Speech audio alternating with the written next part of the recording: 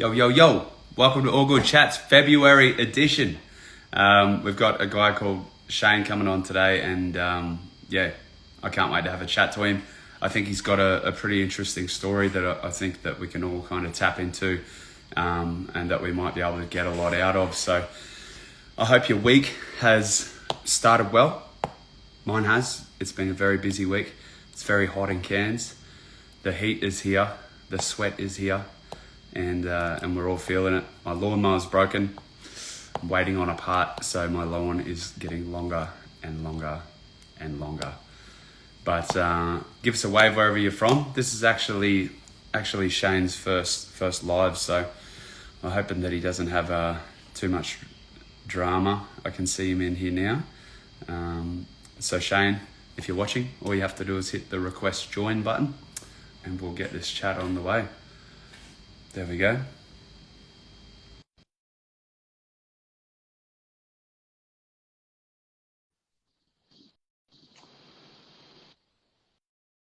But yeah, I hope your week's going well, guys. Whatever you've been up to, here we go. Nice tune, mate. Thanks, mate. How you doing, man? Nice to meet you. I tell you, I'm popping my live cherry. It's a pleasure. It's an honour. Done a couple of podcast stuff before, but lives, it's a little bit different. So first thing to know about live is that it cuts your screen in half as soon as you go live. So whatever good camera angle you had before, it goes to shit. Yep. So mate, all good chats. I've been doing this for a little while. We had a little break at the end of last year, and basically we're just trying to get interesting people in with very different stories from different backgrounds to have a chat and kind of talk us through, their journey and what they've kind of learned along the way. And man, it sounds like you've had quite an interesting journey yourself, bro. So why don't you start us off for the punters out there that don't know, and start us off for, maybe when you were a kid, where you grew up and what you got up to.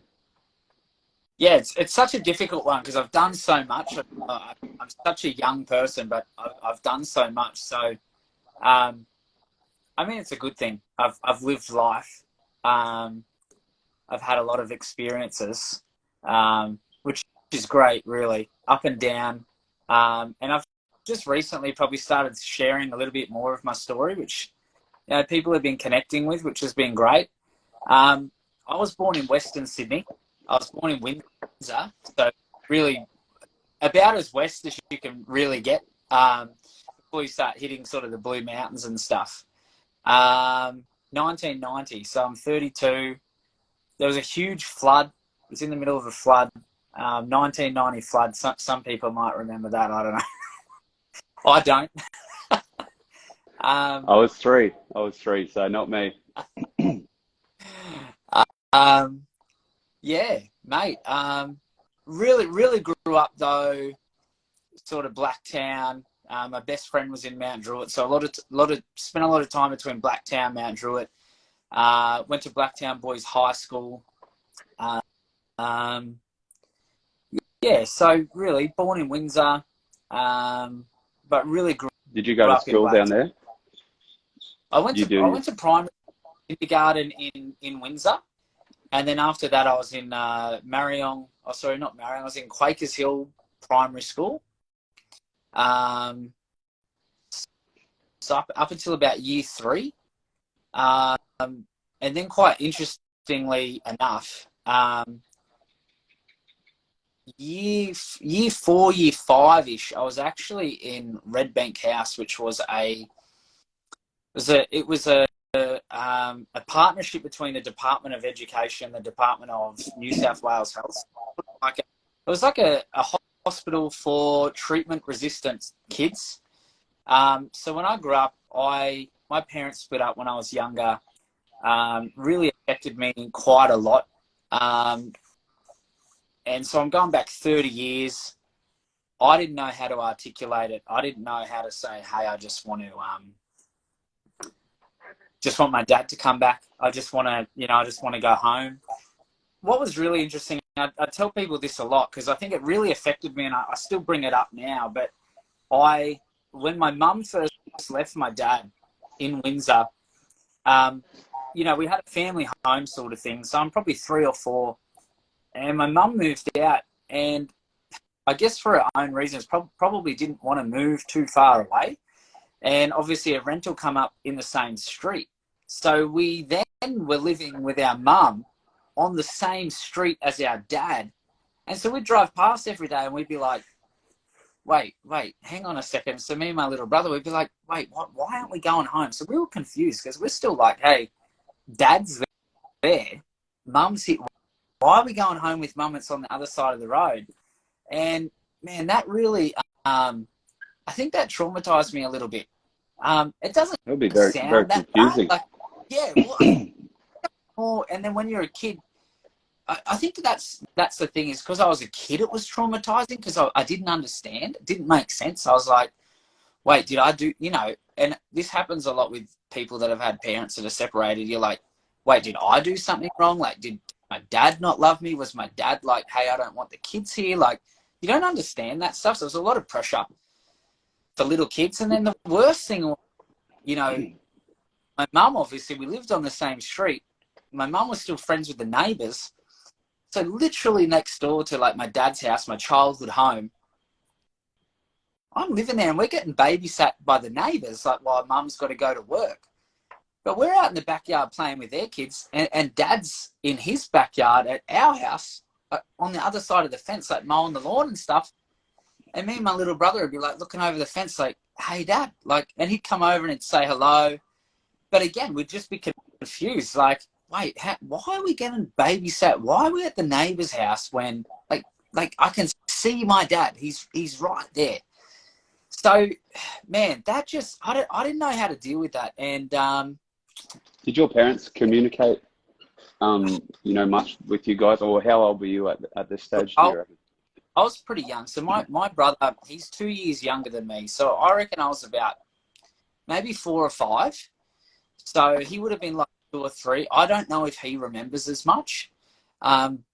We both grew up. It's a funny thing, actually. I accidentally sent him a message yesterday, a text message about this. And I send messages to myself when I have like random thoughts, and I think, oh, that'd be a great idea for a post next week. And I sent this thing to him, and I was like, you know, we both grew up feeling so unloved, but we both dealt with it differently. So when I was younger, and I mean, probably even still now, I was more attention seeking. I'm like still trying to get my mum and dad to love me. Whereas he sort of went, you know what? I don't need that. I'm not happy with that. He's just started talking to my mum, and he didn't talk to my mum for the last 4 years. So he dealt with things very differently. And it's funny because I'm studying psychology at the moment as well, like really trying to understand all of this stuff. And one of the big things that we say, you know, to people is that it's not the trauma that, you know, you should focus on. You could have 2 clients come in with the same trauma, but they deal with it differently. You might have 2 people that have had a car accident, and one sort of brushes us off and says, you know, everything's okay. But you might have another person that was in the same accident and think, look, you know what? I don't want to get in a car again. So, you know, for years, I think, you know, a long time ago, we used to treat the trauma, and you get people that sort of say, hey, that's stupid. Everybody drives a car. Don't worry about it. And you'd have patients walking away thinking, well, that doesn't help me. I still am terrified. I don't want to get in a car. So we sort of look at how has that trauma affected you, no matter what it is. It could be something that you might think is, you know, a little thing. And I definitely now, being older, you know, being 30 and talking to my brother, and we're both grown-ups, we're able to sort of, I think, articulate the way we feel, our feelings, our thoughts. We sort of understand better why we are the way we are. But essentially, you know, we went through the same trauma, you know, had the same parents, the same upbringing, but just went differently. Like I'm also a very, very forgiving person. I've had people that have hurt me in my life, and I forgive them, and I'm just readily like, hey, that's okay. It's actually a bad thing. It's caused me a lot of grief, but you know, it's okay for you to. Um, I don't care much about myself anyway. It's caused me a lot of trouble. Whereas my brother, he's sort of like, no, I don't forgive. I don't want anything to do with you again. You are done from my life. So again, it's just interesting how two people can experience the same trauma. It comes back to personality as well, I guess, but just something interesting. Literally, it's crazy how different, you know, siblings can be that are raised in exactly the same environment. You know, there might be a few different things, but you can come out totally different people. Like you're born who you are, I really think that. And then your environment obviously tweaks that as well. But yeah. There's probably so many people probably watching that can relate to that, because, you know, you've all got brothers and sisters and they're all different. You're like, oh, hang on a second. Why does he or she do that? You know, we got brought up this way or that way. And it's just, you know, people are different just naturally. Another big thing too, I think, is, you know, I know from studying psychology, like you might have the same parents and the same childhood, but then, you know, you get to a certain extent where you have different friends, you have different experiences, especially when you're sort of like a teenager, becoming a young adult and even an older adult. Like, I mean, you change because your experiences are just so much different to those of your siblings. Yeah, 100%. So you're a young man, you're 5 years old, your parents have broken up, and it's obviously a very confusing time. And then you have to go into school. Let's fast track to high school. And how was high school for you? What kind of a kid or student were you? So this is something I think, again, caused me a great deal of difficulties, is I was homeschooled, I think, year 6 and year 7. Now, everyone in year 7, obviously, they're all going to high school. They're all meeting new people, having to make friends. And I didn't go to high school then until year 8. So here I am a year later, lacking in, like, you've got to sort of walk up to people like, hey, my name's Shane, you know, do you like me? I'm new. And it's so awkward. It's like, people can probably relate, like, you know, your first day of school or first day at a job sort of thing. But it is a lot more difficult when everyone else has had that year to get together and build those relationships. And you've got to sort of work out, like, hey, where do I fit in? I was lucky because at that point, I mean, year 8, I'm probably about 14, 15. I'd been playing drums since I was 7. I was pretty good at that point. So basically I met the guys, you know, in the class that played guitar and stuff. And they're like, oh my God, like no one here plays drums. Like we've got a drummer. So that was it. They found their drummer. I found a couple of guys played guitars, and we started a band. So we're like 13, 14, you know, started doing all like the school, inter-school sort of comps that we had then, you know, Battle of the Bands and stuff. And a lot of that stuff. I think the first time I recorded, I was about 14. Basically working at KFC, saving up. I was on like $4 something an hour back then. Like it was living the dream. What was the band called? Easy Way Out. Easy Way Out. That's a good name. I thought it was pretty cool.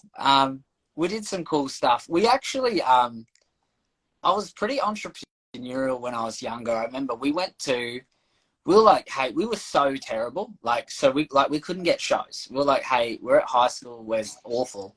How do you get shows? How do you so I'm like calling everyone, like pretending to be like a manager or like pretending to work at Sony. Like, hey, I've got this new band that wants to come down.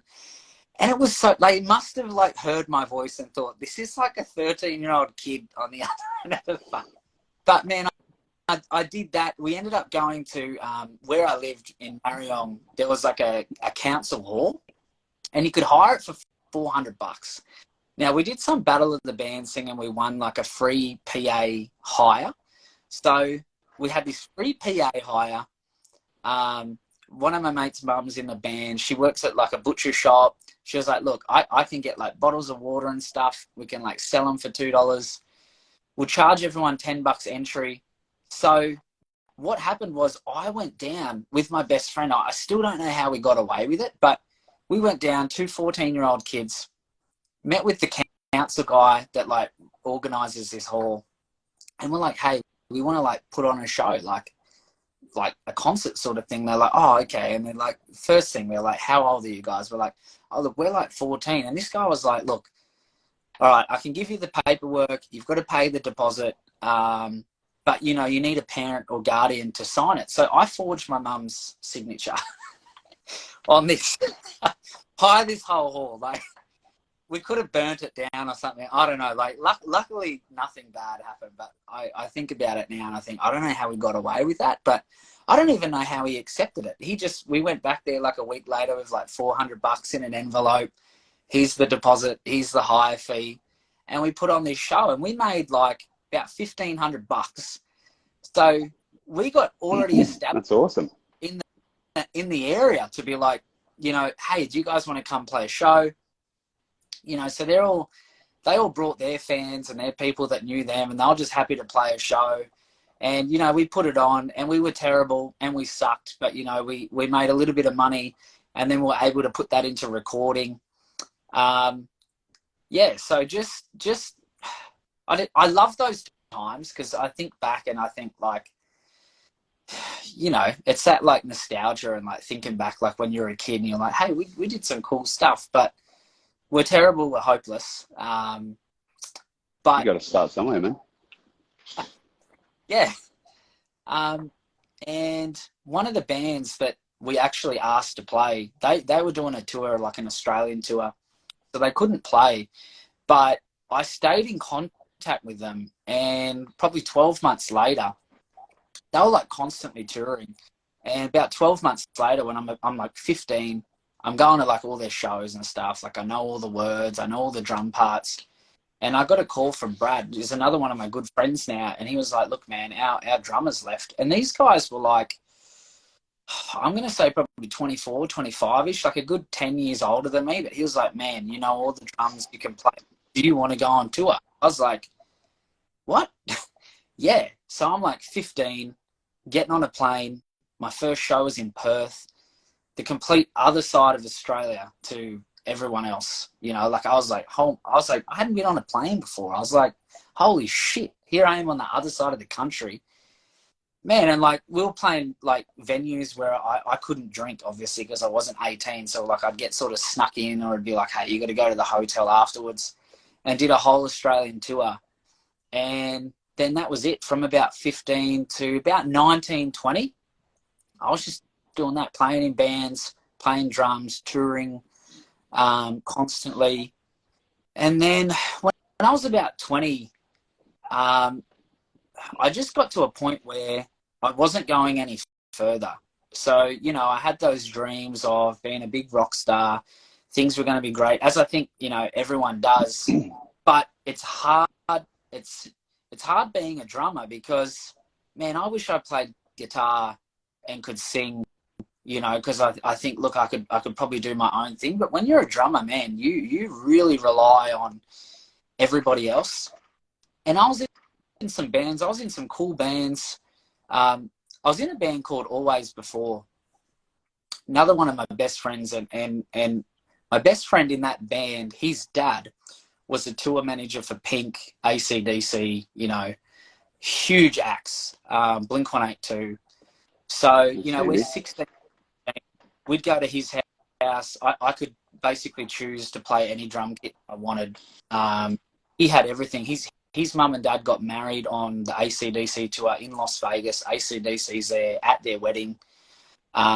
His dad was tour manager for AC/DC when Bon Scott passed away, and also In Excess later when Michael Hutchence passed away. So like huge family history, knew everyone in the industry, and we'd put together an album. We're rehearsing, you know. His dad sort of had a few contacts at Sony and some other places, and, you know, we thought we're going to be huge. We're going to be the next big thing. And then in 2008, his dad was tour manager for Pink, and Pink was doing the Funhouse tour.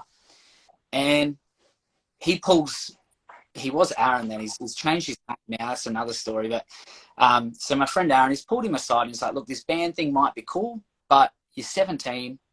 I've got an opportunity for you to go and do a European tour with Pink.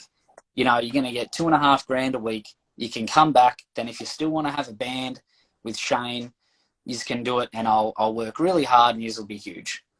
So it was really an offer that he couldn't refuse at the time. So he went off and did that. He went and did Pink in 2008. Then he come back. Then he did Snoop Dogg. And then because he's an Australian, Snoop Dogg changed his name to Skip. So my best mate now, for anyone wondering, Skip, that's how he got the name Skip. Snoop Dogg gave it to him. And he went and played guitar for Snoop for a while. He did the Kids Teen Choice Awards.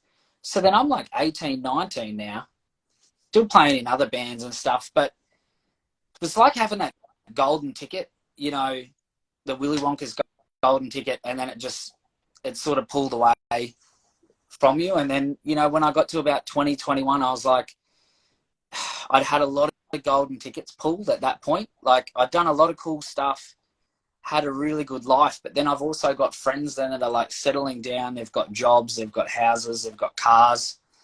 You know, I didn't get a driver's license till I was like 24, you know, and I tell people that now, and they just laugh. They're like, how did you get around? Like, I lived in Sydney where you've got public transport's pretty good, but also just being on tour all the time, you didn't need it.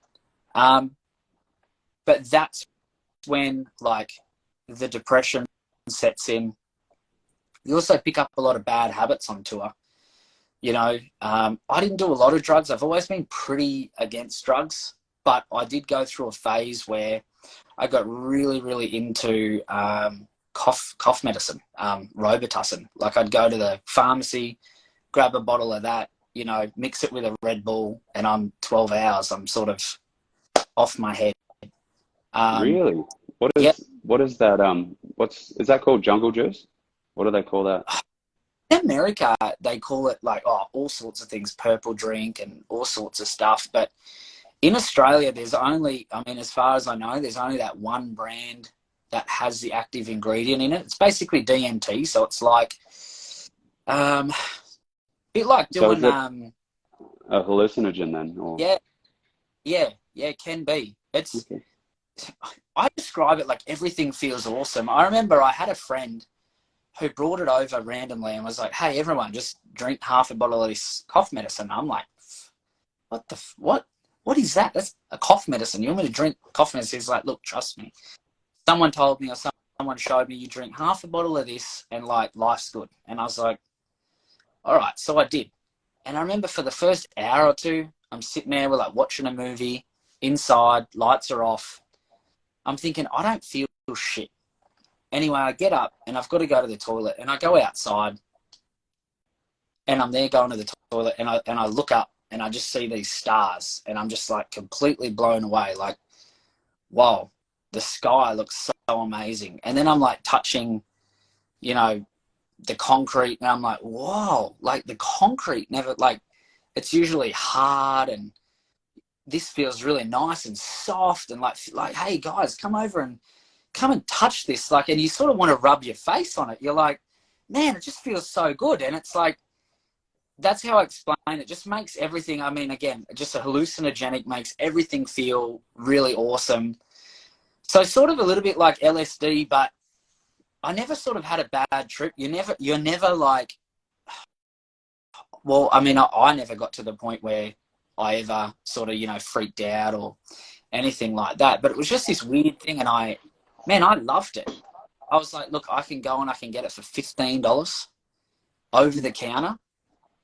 You can't now. Now you've got to go into the pharmacy, and, you know, they're saying, hey, what kind of cough do you have? And have you seen a doctor and stuff like that? It's a lot harder to get. So it's just a thing that I don't know why. I think I love that feeling. So I did that a lot. Smoked a lot of weed. I think for me, a big thing, I was always really anti-drugs, to be honest. And I had an accident when I was a kid. I was in the school playground. I got picked up by like the school bully, thrown to the ground, and my left arm, the bone and everything, like come out of my arm, basically. Like I nearly lost my arm. I passed out from blood loss. Like I was in hospital. They had to, like, you know, reattach everything, sew everything up. But when I was in hospital, they put me on morphine. I was about 9 years old. And for the first week, I think I just slept. I don't really remember being awake. But I remember afterwards, the next week, they're trying to wean me off this stuff. And I didn't understand drugs because I was a kid. So I didn't understand why I felt so bad. When I was awake, I would just be vomiting, like really coming down, like really, like when I was awake. And I now that I know what depression is, I was a depressed kid. I was like, I just wanted to, can't say that I wanted to die because I was a kid and I didn't really understand that concept. But I remember feeling as a kid, like, I just want to go back to sleep. If I'm asleep, that's cool. If I'm awake, I didn't want to be awake. I was just vomiting. I felt really bad, felt really terrible. So I was always really, really sort of anti-drugs growing up. And I think what happened to me is I convinced myself that, you know, maybe doing this this Robitussin thing wasn't a drug because, you know, I could buy it over the counter. It wasn't illegal. I couldn't get in trouble. But I mean, I was doing like stupid stuff. Like I'd go hang out with my mates at a skate park and round up like all the little kids, and I'd put a helmet on and I'd stand at the end of the grind rail and I'd let little kids grind the rail and then basically grind my helmet at the end of it. Like I was doing stuff. I was like, hey guys, you ride BMX. Can you do a backflip over me? You know, just doing stupid stuff like that. And then you know, it took me a while to be like, hey, started getting arrested and stuff. And I'm thinking, yeah, you know what? This might be a legal drug. You know, I'm not getting in trouble for it, but it's had the same effects as other drugs. You know, when you get dependent. How often do you reckon you were doing it, Shane? I got to the point where I was probably nearly every day. And it's a good, like, long-lasting, like, 12 hours. And the other thing is it's not like something that, you know, like maybe if you have a couple of drinks and you're not feeling too good, you know, you can sort of ride it out for an hour or two. You start to sober up. It's not like that. It's just like 12 hours, you know, you're just going. And so you're like, look, if you don't like that feeling anymore, there's not really anything you can do about it. I have a friend of mine, I gave it to him. I was like, oh, look, try this stuff. Because he's like, oh, what's all this stuff that you're doing? So I did. I gave him, I don't know, maybe half a bottle to start off with. I got to a point where I was doing nearly a full bottle as well. Like, it's really just crazy. And he did half the bottle. And again, after an hour, he's like, I don't feel anything. We're at the skate park. And then he's like, okay, give me the rest of the bottle. So he did a full bottle, like his first time around. And then, man, he couldn't walk. He was just like on another planet. Years later, like I was in King's Cross and it was a friend's birthday or something. And like King's Cross is where all the clubs are in Sydney. You've got sort of that strip there. And we're down a back alley because, you know, our friends sort of had to go to the toilet sort of thing. And these King's Cross police pulled up and they've jumped out of the car and they're like, look, are you guys peeing on the wall? And I hadn't. So I was genuinely like, no, I haven't. They're like, look at the wall. If the wall's wet, you guys are getting arrested. But as this cop was standing there and he's facing me, I just remember thinking, this guy's face looked really, really good. I was like, and I'm thinking like, oh my God, like I know this is a cop. I'm looking at his name badge and I'm like, I just wanted to grab his name badge and then I just wanted to touch his face.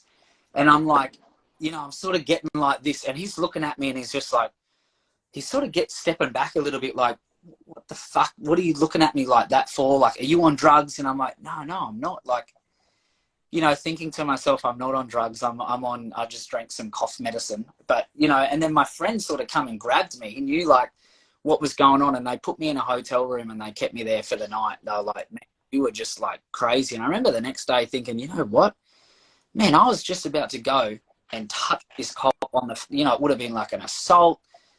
Man, I would have been in like trouble basically. But I just remember thinking, no, I just felt harmless at the time and looked good. And I remember thinking, oh no, like I just had this urge, and then I was like, that is not going to end well, you know. And I was getting to that point, and I was doing lots of stupid stuff. You know, I went to court in a clown costume. There's so much stupid stuff that I did.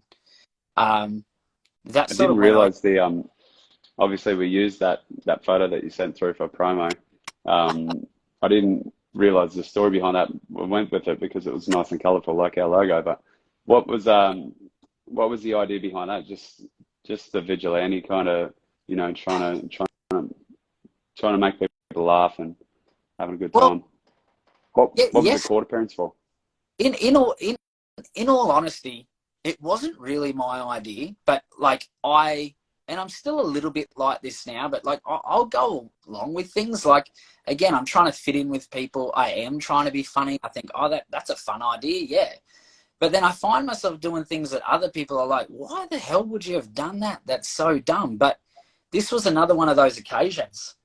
It was Parramatta Court, and I actually had court that day because I'd left the club probably a couple of months before that, and me and my friends were trying to get a taxi. And look, the taxi driver, he's hit my mate first, but then he's hit me, and his side mirror of the taxi come off. But what he's done is he's called the police and he said, look, these guys have ripped the side mirror off my taxi. So I ended up getting found not guilty for that after court. But what happened is that's why I was at court that day. And my friend said, you know what? You know who else is in court that day? And I said, no. He said, look, again, probably a couple of months before that, there was the Cronulla riots and all of that sort of stuff was a really big thing in Sydney. And it was sort of like I guess it was like a big race issue down there in Sydney at the time. And there was guys that got charged that had little kids walking around with signs saying, you know, behead those that speak out against Muhammad. So very big sort of religion, race thing, but they were in court for this stuff. And my mate said, look, the courtroom's going to be packed of media. Like, you're going to have Channel 7, Channel 9, like it's a big story. And I was like, okay, yeah, no worries. And he's like, you know what you should do? You should go to court in a clown costume. And I was like, what do you mean? He's like, it'll just be funny. Like, all the news cameras are there. Like, they can't not put you on TV. You'll be on TV. And I'm thinking, that sounds pretty good. That's yeah, okay. So he has this clown costume laying around. He actually owned a jumping castle business, believe it or not. So he had a business where he sent kids. Legit clown outfit. Legit, like he paid people money to go to kids' birthdays and do balloons and all that sort of. So he already had the suit. And so I put it on and I'm walking into Parramatta Court, and then I just see like Channel 7, Channel 9, all the media just sort of turns, and they're like, what the hell is this guy doing? And they didn't say anything at first, but then they see that I'm walking into the courtroom and they're like, wait, what the hell is going on here? This guy's dressed as a clown going into the courtroom. And so then they're coming over and like, look, what are you here for? What are you wearing a clown costume for? And I was like, oh, I don't know. And I remember Channel 9, you know, they did a little interview. They put it on that afternoon on the news, you know, and they're like, yeah, why are you here? And I was like, oh, because children shouldn't be holding these signs. You know, children should be looking at clowns. And they're just like, are you just taking the piss, or like, what is going on here? Like, are you on drugs or what the hell? But then they ran with that story. They all piled into the courtroom, and the magistrate was like, what the hell's going on in my courtroom? There's all the media's here. And when I walked into the courtroom as well, though, I took my wig off because I thought, going in with the wig on, you know, you're not meant to wear a hat. And I was like, look, I'm really probably pushing the boundaries here. Like, I'm probably really, like, probably could get arrested. I was surprised I didn't get arrested going in. Like, security was just watching me, like, thinking, what is this guy going to do? Like, is he going to run around the courtroom or do, like, is there a stunt? And then the magistrate calls out my name, and I get up and I go over to the booth. He says, look, how do you plead? I said, not guilty. And he just starts shaking his head. And he goes, Mr. Cuthbert, I have a serious mind right now to hold you in contempt of court. And he said, what are you doing here in a clown costume? Oh, look, Your Honour, it's part of a, thing with kids should be looking at clowns. He goes, look, the courtroom is not the place for this. People have rights and they have freedoms, but they're not unlimited. If there would be anarchy. And then I said, look, Your Honour, I took my wig off to show respect. And people in the courtroom started laughing. And I think that probably annoyed him even more so, because, a courtroom's a really serious place. Here I am studying law as well as a future lawyer. And I look back and I'm like, oh my God, that was like the worst thing I could have ever done probably for my future career. I'll be known as the clown guy. But back then, man, I just thought it was funny at the time. And then I left the courtroom, and then it just went everywhere. All the news stations picked it up. Then it was on Google. Google was probably newish that time. Like, I'm going back probably 15 years plus-ish. It was a big thing. But before we had Instagram, I don't even know if I was on Facebook. We had MySpace, things like that. And it just went viral. Like, it went around the world. Like, Sydney man appears in a clown costume. So I think everyone else got a kick out of it. I did, I think, a little bit to begin with. I thought it was pretty funny. I thought it was cool. I'm on TV. But then my girlfriend that I was with at the time and her parents, they were so straight. And they were like, what the hell are you doing with this idiot? We don't want him coming around the house anymore. So almost like Corey Worthington. Yeah. That kind of style. Yeah. Yeah. And it's hard to come back from that. Like, it's... So did you kind of pick that ball up and run with it a little bit then, because you've done this stunt, and then, I'm sure you got your fair share of negative feedback from it as well. But obviously, like, I think it's funny. I don't think it's very smart, but I think it's fucking hilarious. So now you're being positively reinforced by this kind of, I guess it's attention-seeking behaviour, and playing the Joker, playing the fool, which I can relate to that as well in my younger days. So where do you go from there, man? Like, obviously you got off. You didn't go to jail, but you did end up spending some time inside. Yep. How did that come to be? Mate, that was a long time coming. So I eventually got arrested in Queensland, and I went to prison for 11 charges, and it was really just more of the same, just out of control. I was actually married at the time as well, so I'm going through like a marriage breakdown. I was drinking a lot, like drinking all day, every day sort of thing. A little bit of the Robitussin stuff as well, but I should not have went to jail. Like, those offences, I think I got my 4th drink driving charge, which is another thing that disappoints me. Not just because, drink driving's bad or that I'm ashamed of it, but my dad was a real heavy drinker, huge drinker. I mean, he ended up losing his license for 10 years. He went to prison when I was a kid for drink driving. So I feel like I'm silly because I didn't learn from his mistakes. I think that's the one thing that makes me feel more ashamed about that more than anything. Fortunately, I never had an accident. I never hurt anybody.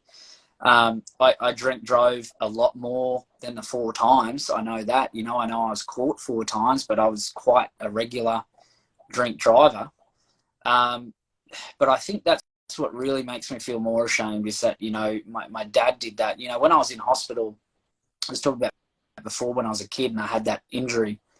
I remember one morning my mum come into hospital and I said, oh, Dad came last night. Like, I hadn't, seen him for a couple of years.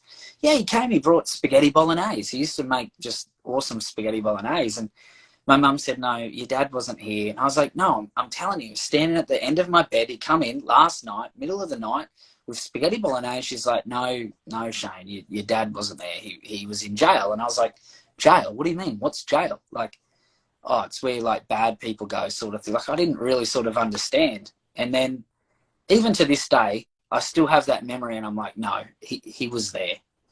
But he wasn't. I know that he wasn't. I've spoken to him about it. My mum called, him to say, hey, your son's in jail. And basically she got a message that he's in jail. There's nothing he can do. He'll send a letter or something. So, and that was for drink driving. So I think that's what upsets me most, because I feel like I missed out on so much time with my dad because he drank, drove. And here I was just doing the same thing again, and I've always been someone that tries not to make, even I've made a lot of mistakes in my life. I try not to, but I felt like that was me making the same mistake, over and over again. But eventually I had a lot of charges, and I didn't get refused bail. I'd actually tried to kill myself. I hung myself in a tree. The police found me. I was in a school with a broken leg because the branch broke. I fell out of the tree. I was in the watch house. I had to sign something. I took a pen, stabbed myself in the neck. I got those little juice cup containers. I severed my main artery in my arm with that. I took a plastic spoons and things, and were trying to cut my wrists. And so, like, the watch house staff had to keep taking me to the hospital, and then eventually I'm in the point where I'm just in a padded cell. Then I went to Rockhampton prison eventually after a few weeks, and I was in there for 4 days on crutches. Then I got seriously assaulted, ended up in a wheelchair, again in and out of hospital. They then sent me to Townsville prison, where that was I got a million prison stories, but really the biggest thing, the thing that affected me most there, and I'm not a kid now either. I'm talking 2016. So I was 26. So I'm 26 years old. Hadn't been to jail before. Like, I've got all the tattoos, but they call it green. You're green. You come in there, you haven't been there before, and you're there with guys then that have been in and out of jail their whole lives, that are a lot tougher than you, a lot bigger than you, know what's going on, and they can tell that you've got your back to the wall. And I went in there vulnerable. I went in there with a broken leg. Then I was in a wheelchair. I got put in a cell with this guy that was particularly really bad guy. He'd previously done time for rape, so he shouldn't have. When someone has done rape and stuff before, usually they're meant to have a cell on their own. They're not meant to be celled up with other people, because they've got that sort of history, and they usually keep them separate from everybody else. But I got put in the cell with this guy, and he used to just bash me up every day, absolutely, just tortured me. And I remember then one night, it was an orange Colgate toothbrush with razor blades in it, and he basically raped me with that. And I was yelling and screaming in the cell at night. And the next morning I got out, and some of the bigger guys, they come up to me and they're like, man, you got to knock this fucking screaming off, or we're going to jump on your head. And I was like, yeah, but this guy's doing all this stuff to me. And they're like, well, it doesn't matter. You got to fucking sort it out. That's not our problem. And I was like, and I just felt so hopeless. I was still on crutches at this time. I'm getting around the yard on crutches. I'm like, I can't fight. I'm not a fighter. I'm not. And that was just the worst time. And then, one day the screws, the officers there, they just saw him belting me up in the yard, basically. So they come out and they took me out, what's going on? I actually had to go to the hospital that day to get another x-ray on my leg to see if my cast was ready to come off. And then what happens is, before you go, they strip search you. So I had to take all my clothes off, and I'm covered in bruises and cuts around my butt and stuff like that. And they're just like, fuck's been going on? This been going on? They knew what was going on. And then one guard actually said to me then, he was like, you know what, he was going to rape you. And I was like, And I was just putting up with it. Like, I was so scared. I was just, when you're in that environment, man, there's so many different sort of things going on in prison. Like, you don't want to dob on people. You don't want to, you know, be seen to be talking to the screws or things like that. And I just thought, look, I'm going to get out soon. I'm going to get out soon. And I did. I got out 2 weeks later. So I did 6 months. 6 months in prison, and I did it basically, probably most of it, probably 4 or 5 months I did in solitary confinement, in and out of hospital. You know, I was still really suicidal and still like doing things to myself. But I got to a point where I was like, you know what, like, if I'm living through this stuff and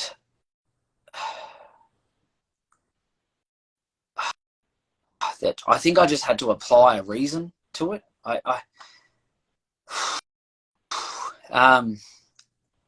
Yeah, I think I just thought, if people are gonna be like trying to do this stuff to me, then I don't know. I need to like help people or something. Like, I was just so depressed. But it was the things other people that were doing to me, I guess probably had a positive effect when you think about it, because I thought, hang on a second, I wanted to, anyway, like, I felt so, I was in jail. My life was really, I thought, ruined and over at the time. So I didn't want to be here. So, you know, and I still think about this now, and I think about, well, then why did that change when other people were doing stuff that to me as well? You know, I must have had a little bit of self-worth about me, but I think I just thought, if I want to take my own life, that's okay. But if someone else wants to do it, that's not okay. I don't know. It's a really difficult thing for me to talk about. And I'm still, as you can probably tell, I'm still like, wasn't really, Oh man, it's, talk about it. It's just, I think I still process it, but I don't know how, because people reach out to me all the time. They're like, how did you overcome that? Like, how did you get through that? How did you change your life? And I'm like, I don't know. Like, I wish I could say, you know, here, go and do this and you'll fix your life. There's no magic formula. I just think that one day I sort of woke up and I thought, like, this is not right, what's happening to me, but I've lived through it. And so, you know, if I was to kill myself now, after having going through all of that, I think, what a shit life. Like, but I think, well, now, not thinking that way and not wanting to do that, I think, well, now I can help people and I can at least apply some meaning to it. And I can say, look, maybe I can share my story and it helps somebody else. Maybe someone else doesn't have to feel so alone or go through that. And so that's why I'm here. And that's what really motivates me now and really, really helps me now. 'Cause, you know, sometimes I think about it, like even just now, like the last 5 minutes, like just thinking about it, it's quite upsetting, but you know, I mean, I can see positive stuff coming through there in the chat. Like it means a lot. yeah, So man, that's huge. I guess being in there, surrounded by, you know, going through what you did, and like, man, before I even start, like, thank you so much for sharing, and like the absolute vulnerability, bro, it's inspiring, man, and like your story will be able to help a lot of people, and it's so brave, man, and thank you so much. Bro, yeah, it's blown me away. Like, I'm trying to imagine being in that position myself, because like, in all honesty, man, like I could have been in that same situation. Like I've been done drink driving. You know, I didn't have the same you know, family situation, but I definitely loved having a good time, and I loved being, you know, making people laugh and, you know, doing risky things for other people's entertainment, you know. And, you know, I could have been in the same situation, and it's just, wow, yeah.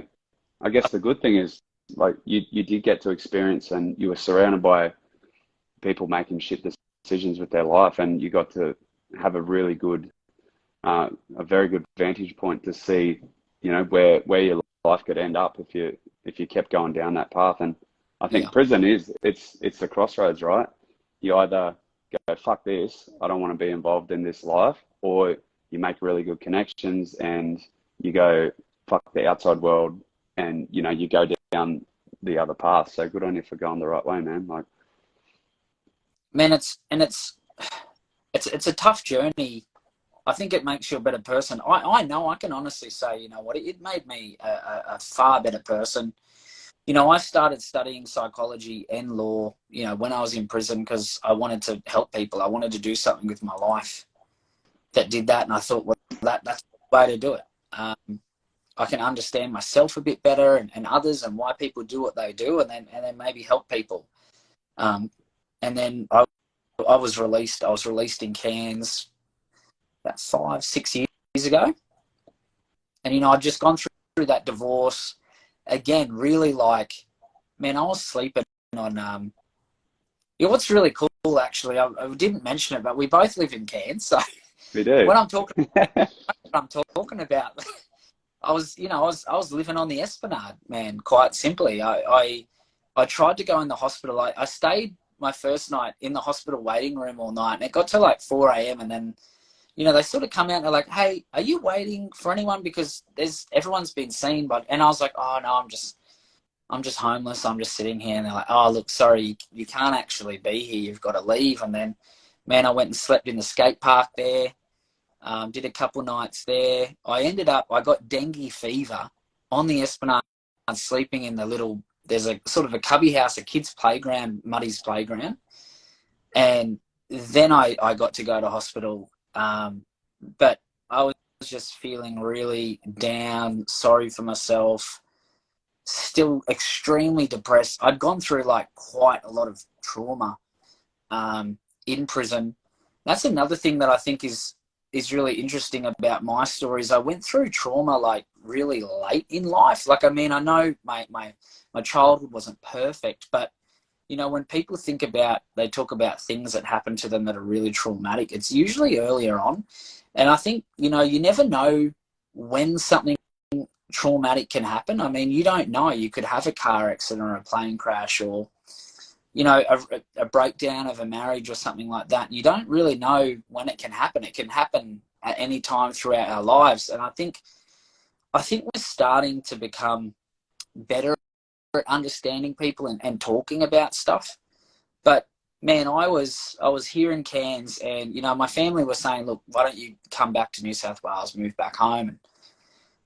And the biggest reason why I did it is I felt like if I did, I felt like I'd be a failure. Like I was coming back without anything, without having proved myself, without having done anything with my life.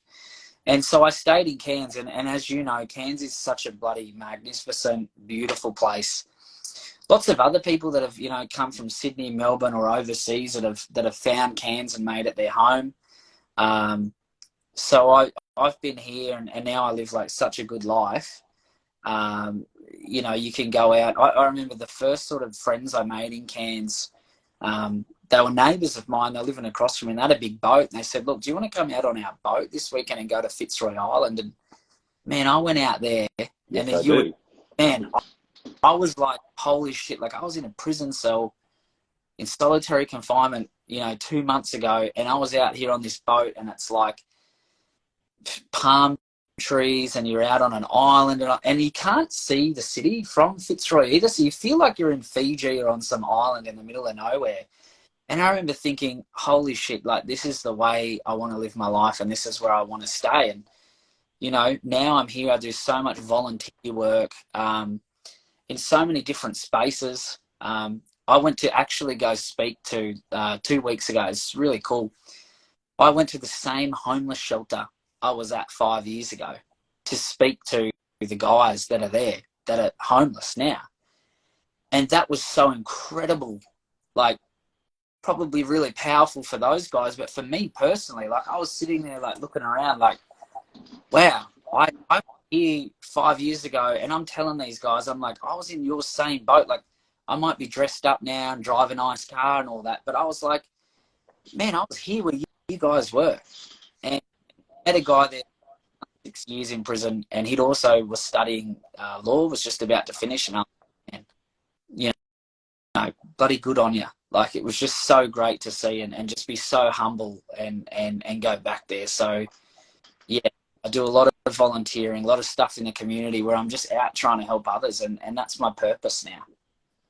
Well, man, that is the beauty of trauma and adversity, and you know, all of these shit things that we go through.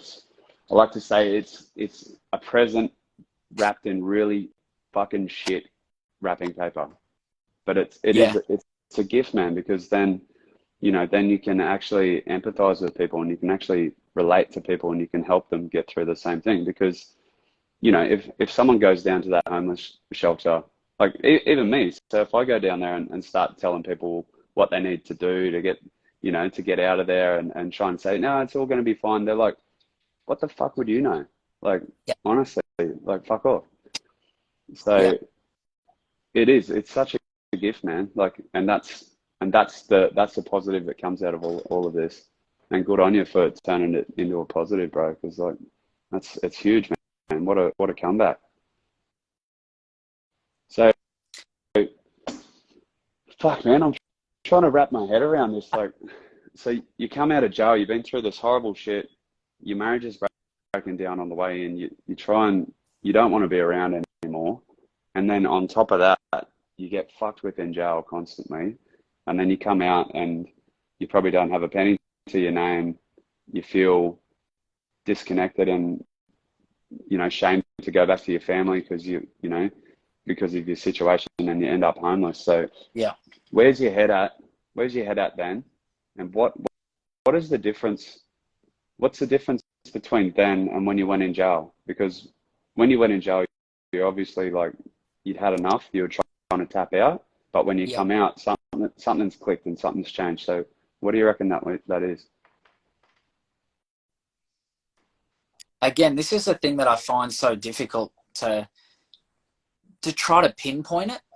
I think we're always looking for that. And I wish I could give it like that magic answer of like, hey, this is what I did. But it was just a day by day thing.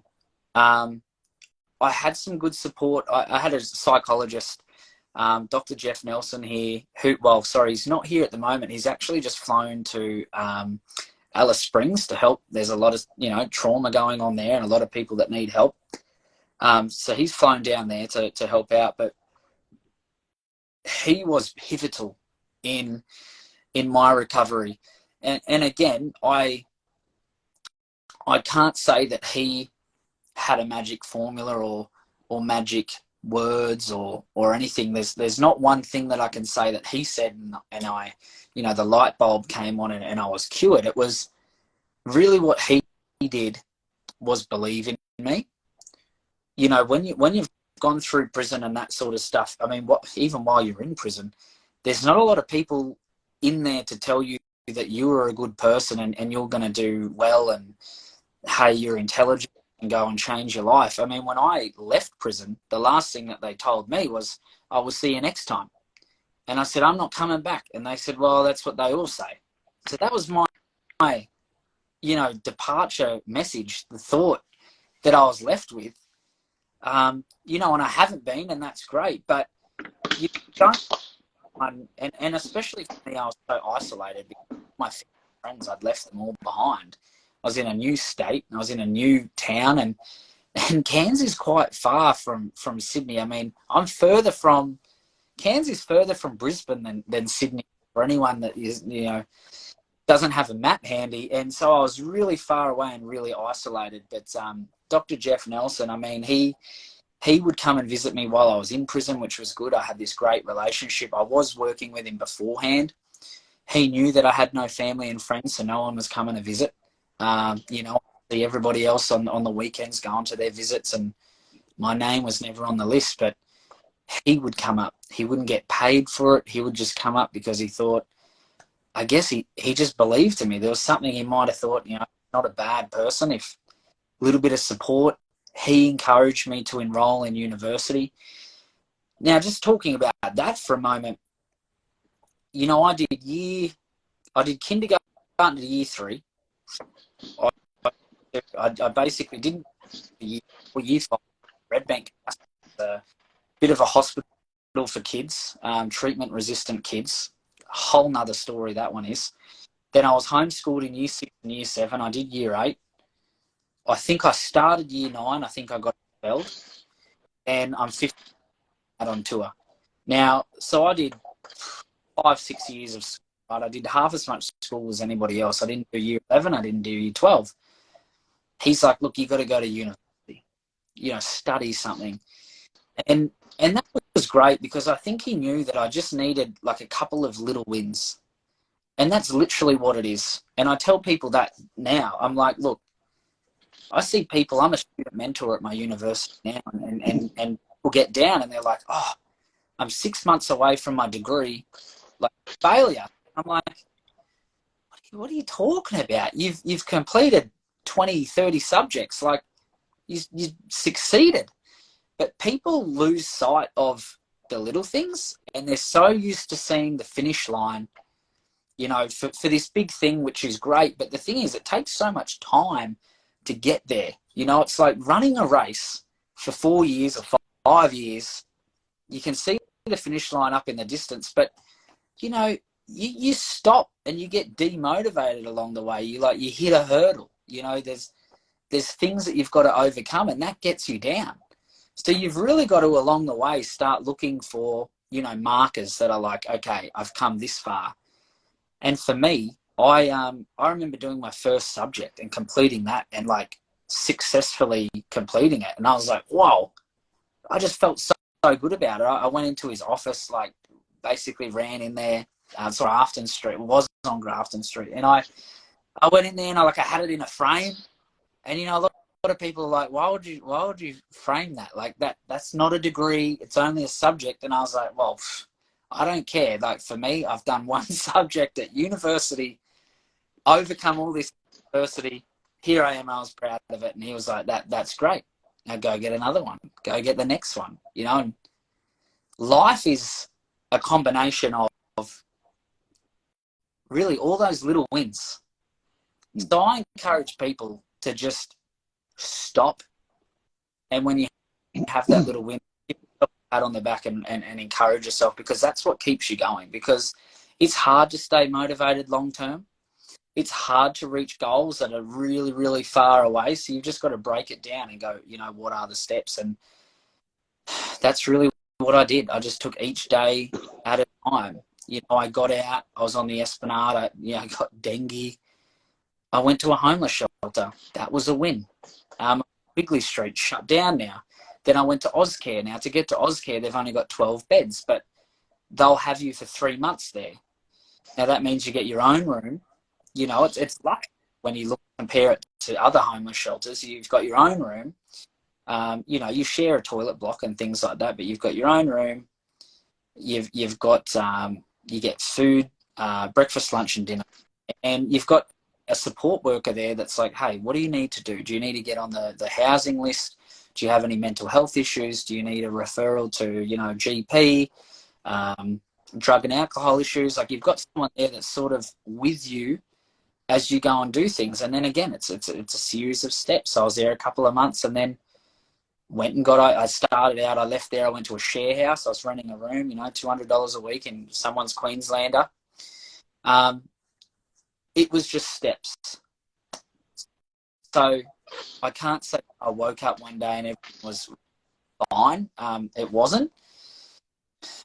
But each day I got up and I guess I took another step. And then, you know, eventually I'm like, well, I'm in a really, really good place right now. But it's been 5 years, you know. So it really sounds like, you know, when you were younger, you obviously didn't get a lot of positive reinforcement from academic achievements and stuff, because you probably had a really unfair advantage, man. Like, you know, being homeschooled and then getting thrown into the, you know, high school late where you didn't know anybody. And it's awesome that you found the music because like I'm a musician as well and I love it.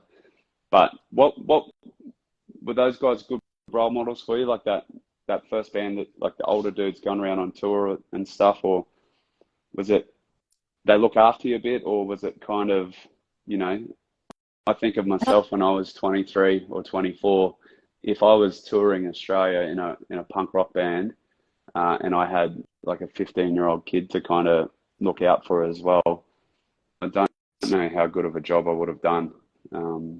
But yeah. One of my best friends, Brad, the singer, he was the one that really, he was a bit like a parent to me. Like the other guys would go out, they'd go to the clubs, they'd bring girls back to the hotels, like, you know, do all of that. He was the one that was really responsible, that was like coming in, taking me to the hotel, really took me under his wing. So like, I'm really grateful for that. And I mean, I don't think it would have worked if he hadn't, you know, like I think he felt that responsibility, but you know, he was really like, really switched on and really focused on the music, you know, like he really wanted to make it. He was really sort of like the band's manager as well, you know, so he was someone that was like really taking it seriously. And I don't know if you've been in bands yourself, but you know, you've always got that. There's a couple of guys that do take it really seriously, and then there's other guys that are like fun time. It's, you know, and it's depending on where you're at. Generally, it's one person. If you're lucky, there's two. But yeah, it's very hard. Bang on. But I think I was lucky for that, and it definitely was a positive in my life. If I didn't play drums and I didn't get into music, you know, not going to school and all of that sort of stuff, man, I probably would have ended up in prison a lot younger. I'd probably still be there. You know, I would have been hanging around the wrong crowds, doing wrong things. So, you know, that was a real positive for me. So I'm really, you know, lucky and grateful that at a young age I was able to do that, because that saved me definitely in my younger years. You know, and I had some really cool opportunities and things I look back on now and I'm like, wow, you know, like that was really, really cool. It sucks that it didn't work out long term, but I think as you get older too, and I mean, you're in music yourself, so, you know, you get to a point where you're like, you know what I mean? Like, not everyone becomes Taylor Swift or Justin Bieber. Yeah. Like, it's a very, very, we all want to. We all want to do that. You know, you sort of realize it's going to work out long term. And then that's when I was, you know, early 20s. And that's why I became so depressed, because I was like, wow, you know, the last 5-6 years, I was like, no, I'm going to be a rock star. Like, I'm going to be a huge, humongous rock star. Like, trust me, you'll be seeing me on the TV. And then you get to a point where you're like, I'm getting older and that's not happening. And that gets really depressing. Even coming off a tour. I don't know if you've ever gone and done a big tour, but you come back to your normal life and it is so depressing. That week or two afterwards, you're just like, I want to leave the house. You're like, went from having all this fun and yeah, there's girls everywhere and you're in clubs and you're like, yeah, I'm in a band, and you're playing and you're like hanging out with other bands. Like, I got to meet some of like my biggest idols, you know, like Linkin Park, The Used, like guys that were huge at the time, you know, huge rock stars, and we're hanging out drinking, and then you go back home and I'm like sitting in Western Sydney, like wow, like normal life is really depressing. But you know, at some point you gotta face it. I found it really, really difficult, but I'm happy now. I guess music can be a really good. It can be very therapeutic, and it's always been therapy for me. Especially, you know, I grew up in a small country town off a sheep and cattle farm, where emotions and feelings and all of these things definitely are not talked about at all. And then I discovered music where I could write and I could just get all this shit off my chest, where it's like, you know, things that I never would have said, and put my feelings into words and something that I could understand a bit better. But then obviously music can be an escape as well, you know, so you're like, fuck, you probably had a lot of these issues happening, and then you're like, fuck yeah, I can just go on tour and I can just party and, you know, be surrounded by happy people and be this, you know, this charismatic fun guy this whole time, but then you have to come back, and as soon as you get home, you know, that old self that you've been avoiding is waiting there for you with arms wide open. 100%. Mate, I'm just had a look at the time, and it's flown by. It always does. Bro, I can't thank you enough for coming on and sharing what you've shared. I feel really touched by it, and I'm super grateful for you for coming on. You know, this is what All Good Chats are all about, and I hope that, you know, people can watch this whenever they want, and eventually we'll turn it into a podcast as well. But I hope everybody watching there gets something out of it. If you've got any questions, feel free to fire them at Shane. Catch him on his Instagram, or us as well. And if you're having a hard time, please obviously reach out to Shane or ourselves as well. Mate, is there anything that you've got coming up that you want to talk about, or anything you want to give a quick plug, or where people can find you? Mate, not really. We're on Insta. I'm pretty big on Insta at the moment. It's probably the easiest place to reach me. Again, like you said, reach out if anyone's experiencing anything. I mean, I mostly get messages now. A lot of stuff I talk about is pretty difficult. And, you know, sometimes you don't want to like it or comment on it. So, you know, reach out and send me a message. I appreciate all the support. I appreciate you for having me on, Drew. You know, it was great, man. We're going to have to catch up. We're in camp. To say that, man. Let's grab a coffee. Let's grab a coffee for sure. Any time. Yeah, I love all the stuff you're doing as well, you know, with kick-ons and now with All Good Nutrition as well. So, mate, it's always powerful. I love having the opportunity to share my story because, you know, it's personal to me, but, you know, maybe it'll help others, help people. So that's what we're here for. Yeah, I think that's the best thing about sharing too, is you discover you can feel very, very alienated and isolated, and like, you know, shit we go through always seems so personal. It's always so easy to go, no one else knows what I feel. No one else knows what I'm going through. And then as soon as you start talking about it, all these people put their hand up and they go, oh yeah, I've fucking been through that as well. Or fuck man, or even worse. And you're like, holy fuck. And that's the power of sharing our stories. Sometimes that's all we need too, is we like to see someone else pave the way. I mean, I know in like the male mental health space recently, you know, we're trying to pull back on those male suicides and work out why men don't talk. And, you know, and a big part of that is because it was traditionally not really what we did. And I think it's really powerful for guys that, you know, are going through something, because you can say, oh, hey, you know, that guy put his hand up. Maybe I can too, you know. So I think it's a powerful thing, and I love that space. Really interested to see change and see more guys talking and really opening up and just, yeah, living a good, happy life. Yeah, man. No, there's so much power in vulnerability, man. And again, I can't thank you enough, bro, for being vulnerable and yeah, being totally honest and raw with everybody. And we appreciate it, man. And we'll definitely catch up for coffee. I'll flick you a message. Will do. I'll see you soon, mate. Cheers, man. Catch up. Thanks.